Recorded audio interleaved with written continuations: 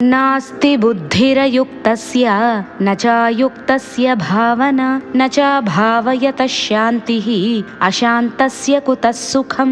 ఇంద్రియాలు మనస్సు వశంలో లేని వాడికి బుద్ధి కూడా నిశ్చయంగా ఉండదు. అటువంటి వాడి మనసులో పరమాత్మ గురించి ఎటువంటి ఆలోచన కలుగదు. ఎప్పుడూ ప్రాపంచిక విషయాల గురించే ఆలోచిస్తూ ఉంటాడు. అటువంటి వాడికి మానసిక శాంతి కరువవుతుంది. అటువంటి వాడికి సుఖం శాంతి ఎలా లభిస్తుంది? ప్రతి వాడు నేను సుఖంగా ప్రశాంతంగా ఉండాలి, ఆనందంగా ఉండాలి అని కోరుకుంటాడు. కానీ ఆ సుఖం ఆనందం ఎక్కడ ఉందో ఎలా లభిస్తుందో వాడికి తెలియదు. బయట ప్రపంచంలో లభించే సుఖం చూసి ఇదే నిజమైన ఆనందం అని అనుకుంటారు. కానీ నిజమైన ఆనందం అది కాదు అని వాడికి తెలియదు. సంసారమే సుఖదుఖాల సమ్మేళనం. సుఖదుఖాలు ఒకదాని వెంట ఒకటి వస్తూ పోతూ ఉంటాయి. మనసును ప్రాపంచిక విషయాల నుంచి మరల్చి ఆత్మయందు ఉంచితే అదే శాశ్వత సుఖం. ఎల్లప్పుడూ ప్రాపంచిక విషయాల గురించి విషయవాంఛల గురించి ఆలోచిస్తూ పరమాత్మ గురించి ఆలోచించని వాడికి శాశ్వతమైన సుఖం ఆనందం శాంతి ఎలా లభిస్తాయి అని పరమాత్మ ప్రశ్నిస్తున్నాడు.